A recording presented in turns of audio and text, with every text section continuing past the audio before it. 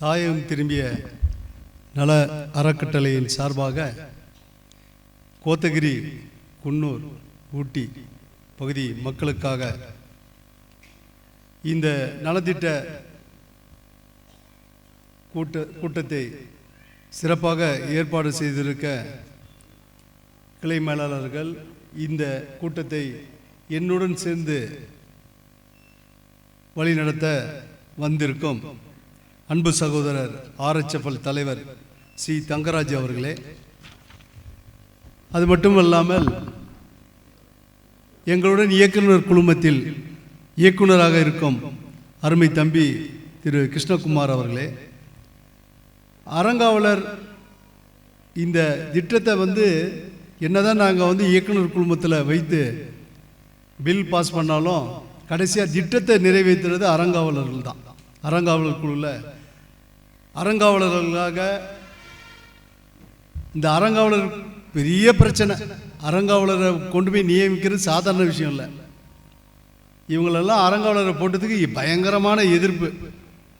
அப்படிப்பட்ட அறங்காவலர்கள் இவர்கள். அப்படி இருக்கும் இந்த அறங்காவலர்கள் திரு மதிவாகனன் அவர்களே, அறங்காவலர் திரு தம்பிராஜா அவர்களே, பேரவை பிரதிநிதி PS குமார், மக்கள் தொண்டன் சொல்லலாம் PS குமார், அப்பப்போ ஹாட்டா உடனே மக்களுக்கு என்ன வேணும் உடனே ஒரு கால் பண்ணி, அண்ணா இந்த மாதிரி இருக்கு, அவங்களுக்கு இது வேணும் அது வேணும்னு உடனே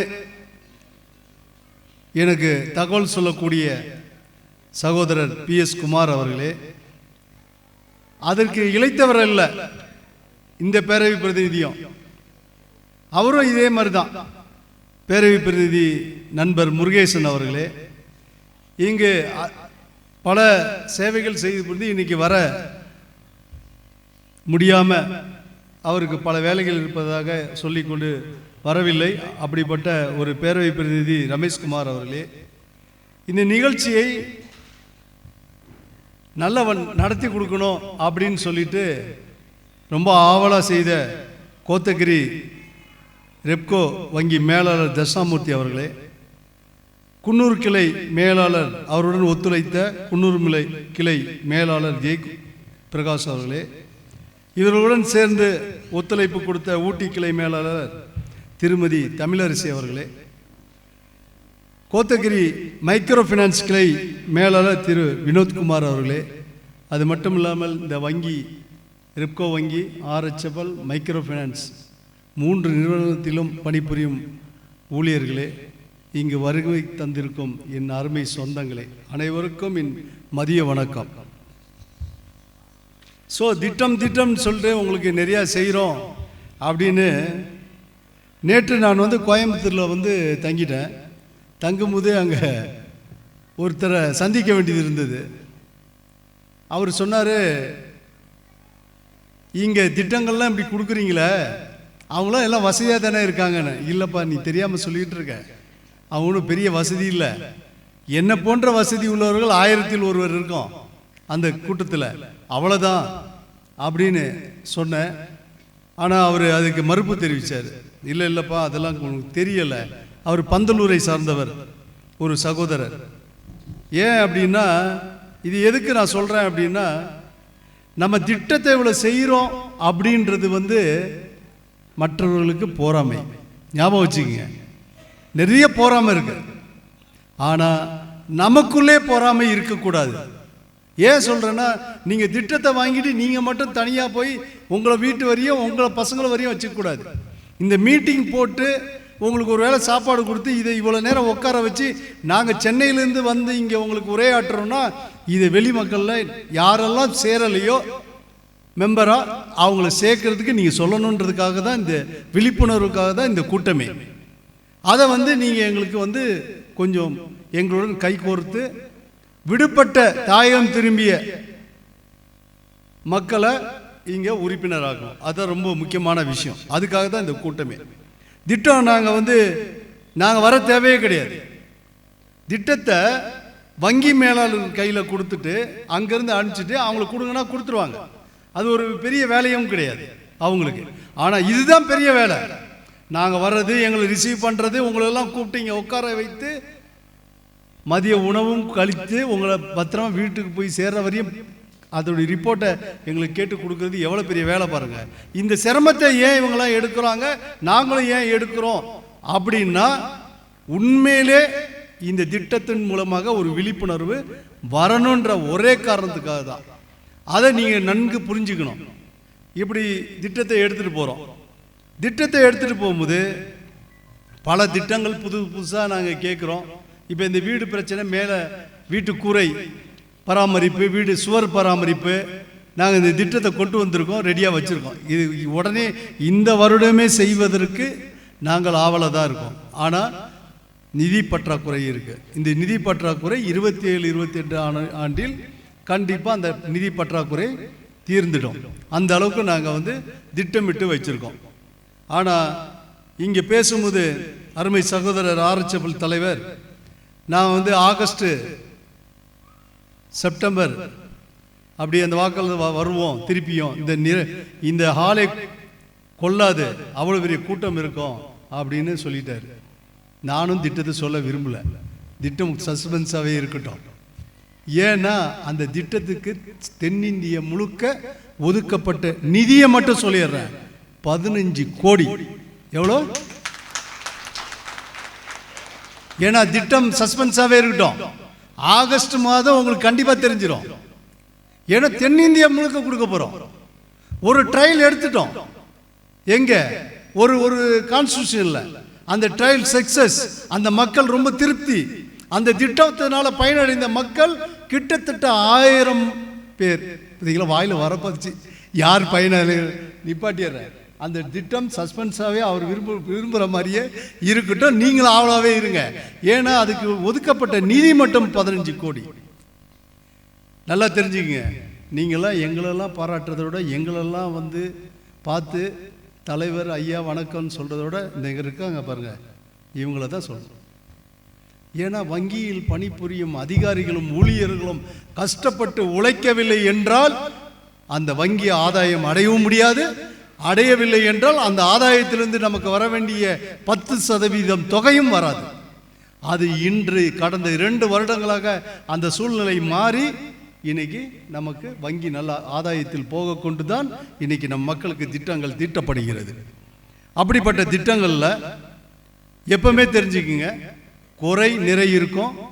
நிறை இருக்கிறத விட்டுடுங்க, குறை இருக்கிறத மட்டும் சொல்லுங்க. நாங்கள் காது கொடுத்து கேட்க உங்களுக்காக காத்து கொண்டு இருக்கிறோம். ஏன் அப்படின்னா, எம் மக்கள் வாழ்வதுதான் என் லட்சியம். என் மக்கள் வாழ்வதுதான் என் லட்சியம். எப்படி வாழணும்? 3 வேளை சோறு போட்டு சாப்பிட்டுட்டு வாழ்ந்தா பத்தாது.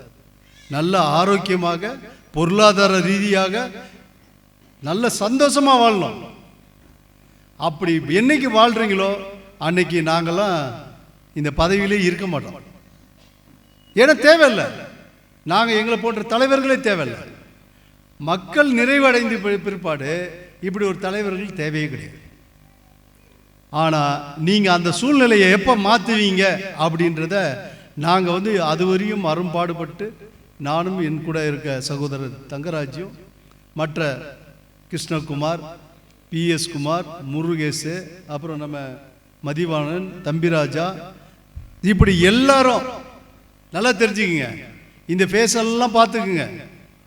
இவங்க எல்லாரும் திருப்பி நீங்களும் தேர்தல் வரும் காலத்தில் தேர்வு செய்து எங்களுக்கு அனுப்பிச்சாதான் எங்களுக்கு ஒத்துழைப்பு கிடைக்கும்.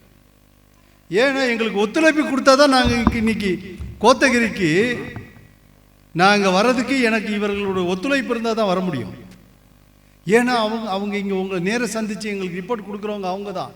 இப்போ கிட்டத்தட்ட இல்லைனாலும் தாயகம் திரும்பிய மக்கள் கணக்கெடுத்தது பிரகாரம் பார்த்தீங்கன்னா இன்னைக்கு 30 லட்சம் பேர் இருக்காங்கன்னு சொல்கிறாங்க. ஆனால் நம்ம வங்கியில் இதுவரையும் சேர்ந்தது 1,25,000 மெம்பர் மட்டும்தான். அதுவும் ஒரு குடும்பத்தில் 2-3 பேர் சேர்ந்திருப்பீங்க. சில டாக்குமெண்ட், அதாவது பேப்பர்ஸ் இல்லை அப்படின்ற பிரச்சனைகள்லாம் வர்றதுனால தான் குடும்பத்துக்கு ஒருவராக சேர்ந்துருங்க, அந்த திட்டம்லாம் அந்த குடும்பத்தில் இருக்கவங்க எல்லாருக்கும் சேரும் அப்படின்னு சொல்லி அப்படி ஒரு திட்டத்தை கொண்டு பாஸ் பண்ணி வச்சுருக்கோம். அதை கரெக்டாக பயன்படுத்துங்க. பயன்படுத்தினா தான் நீங்கள் வாழ்க்கையில் அடுத்த நிலைக்கு நீங்கள் போக முடியும். அடுத்த நிலைக்கு போனால் தான் அதை பார்த்து தான் நாங்கள் சந்தோஷப்பட முடியும். நீங்கள் திருப்பியும் அதே மாதிரி பழைய நிலையிலே தேயிலை தோட்டத்தில் தொழிலாளியாகவே, ரப்பர் தோட்டத்தில் பால் எடுக்கிறதாகவும், இப்படியே எவ்வளோ காலத்துக்கு நம்மளுடைய தொழிலாளியாகவே இருக்கிறது. அதனால தான் இப்போ சொன்ன திட்டத்தை, அவர் சொன்ன திட்டம் என்ன தெரியுங்களா? சஸ்பென்ஸாக வைக்கிற திட்டம், பிள்ளைகளை படிக்க வைக்கிறது. கொஞ்சம் லைட் இன்ட்டு அவரும் கொடுத்துட்டேன், நானும் கொடுத்துட்டேன். அவங்களுக்கு பிள்ளைகளை படிக்க வைக்கிறது. கண்டிப்புடன் இருங்க. தாய்மார்களும் சரி, தந்தைமார்களும் சரி, சகோதரர்களும் சரி, மூத்த வயதானவர்களும் சரி, குழந்தைகளை படிக்க வைக்கிறதுல கவனமாக இருங்க. எதுக்கு சொல்கிறேன்னா, ஒரு குச்சி எடுத்து வச்சு கூட அடித்து கூட படிக்க வைங்க, விட்டுறாதீங்க. அவர்கள் படித்தா தான் அவங்க வாழ்க்கையில் முன்னேற முடியும். படிக்கலைன்னா திருப்பி தொழிலாளியாக தான் போய் நிற்கணும். அப்படி தொழிலாளியாகவே எவ்வளோ காலத்துக்கு நம்ம மக்கள் கொண்டுகிட்டே போக முடியும் அப்படின்றத சிந்தித்து நீங்கள் எங்களுக்கு அதை செய்தீர்கள். ஆனால் எங்களுக்கு நீங்கள் செய்த பெரும் பெரும் உதவி. என்ன உதவி? எங்களுக்கு பெரும் உதவி. அது உங்கள் குழந்தைகளை நீங்கள் படிக்க வைக்கிறீங்க அப்படின்னா, அவர்கள் முன்னேறினா அதுதான் எங்களுக்கு செய்கிற பெரிய உதவி அப்படின்னு எடுத்துக்கங்க. ஏன் அப்படி சொல்கிறேன்னு தெரியுங்களா? எங்களுக்கு பெருமை அப்படின்லாம் சொல்லிட்டு போகலாம் முடியாது. ஏன்னா எங்களுக்கு உள்ள கடமை இருக்கிறது. இங்கே பாருங்கள், இன்றைக்கி இருக்க இந்த மேடையில் இருக்க நானும் என் சகோதரரும் மற்ற சகோதரர்களும் சரி, இன்றைக்கி ஓரளவுக்கு வாழ்வாதாரத்தில் கொஞ்சம் உயர்ந்திருக்கோம். ஸோ உயர்ந்தால் நீங்கள் எப்படி வாழ்க்கையில் அடிமட்டத்தில் எவ்வளோ கஷ்டப்பட்டீங்களோ அதோட மோசமான நிலையை சந்தித்து வந்தவங்க தான் நாங்களும். நாங்கள் ஒன்றும் வரும்போதே வசதியோடு வந்துடல. அதனால தான் சொல்கிறேன், நம் இன மக்கள் வாழ்வே உயர்வே நம் இலக்கு. நம் இன மக்கள் வாழ்க்கை தரம் உயர்வே நம் இலக்கு. இதை மனசில் ஸ்ட்ராங்காக வச்சுக்கோங்க. டைம் ஆயிடுச்சு, இதுக்கு மேலே ரொம்ப பேச விரும்பலை. ஏன்னா எல்லாருக்கும் சீக்கிரம் வந்திருப்பீங்க. நேரத்தில் தோட்ட தொழிலெல்லாம் 12 மணிக்கெலாம் உணவு அருந்தி விடுவீர்கள். அதை கருத்தில் கொண்டு இன்னைக்கு சீக்கிரம் மீட்டி என் உரையை முடித்துக் கொள்கிறேன். இன்றைக்கு 237 பேர் பயனடைய போகிறீங்க. அடுத்து ஆகஸ்டோ செப்டம்பரோ வரும்போது இந்த அரங்கம் பற்றுமா எனக்கு தெரியாது. நிரம்பி வழிய போகுதுன்னு சொன்னார் சகோதரர். நிரம்பி இல்லை, 10மான்னு எனக்கு தெரியவே தெரியாது. அவ்வளோ பெரிய கூட்டம் வரப்போகுதுங்க. அதுக்கு தான் இந்த செயலை செய்ய போகிறோம். நீங்கள் நல்லா தெரிஞ்சுக்கங்க, என் வாழ்க்கையில் எப்போவுமே நீங்கள் மட்டும் இது எனக்கு கிடைச்சிருச்சு, எனக்கு மட்டும்தான் நினைக்காதீங்க. பிறருக்கும் அதை தெரிவிங்க.